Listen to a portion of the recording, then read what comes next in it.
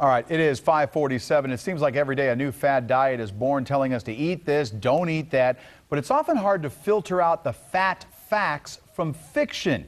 Here to bust those myths about fat for us this morning, nutritionist and professionally trained chef Monica Reinegal. Good morning, Monica. Thanks for being here. Good morning, Mike.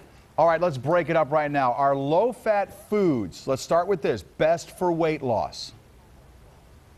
You know, Mike, I think we need to put down our fear of fats. We've been hearing for so many years that we need to cut the fat out of our diet, but really it turns out that low-fat diets are not the best way to lose weight, not the best way to take care of our hearts, and we're starting to, see a backlash against that approach. All right, well, let's break it apart if we can. Saturated fats, trans fats. The difference, which one's worse?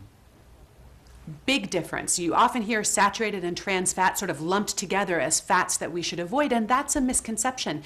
Most experts agree that up to a third of the fat in your diet can be saturated, no problem, but we really do want to eliminate the trans fats as much as possible, and those are the ones that are coming from the hydrogenated vegetable oils. And the good news is that food manufacturers are starting to respond. They're starting to reformulate their products and get those hydrogenated oils out of there, and they're replacing them with a blend of unsaturated and naturally saturated fats, usually from palm oil.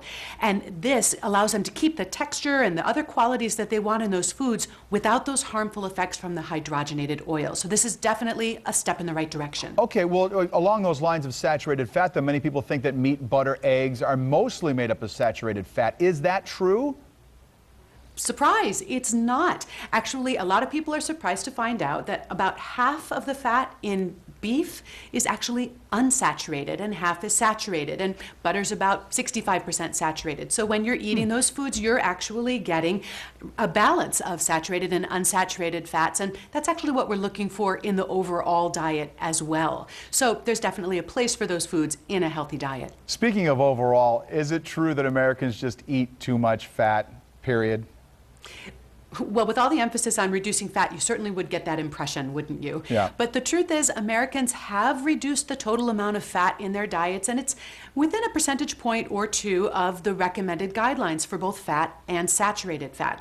So I think that the goal really shouldn't be for us to try to reduce fat, because here's what happens, Mike. Whenever you go out of your way to avoid one thing, you end up increasing something else, and often that sets up an imbalance that can backfire on you. So I really think the best approach here is to look for that balance of fats, proteins, carbohydrates, even a balance between saturated and unsaturated fats. That seems to be what the body responds best to. Monica Reinegal joining us live via satellite this morning. Thanks for your time. We appreciate it.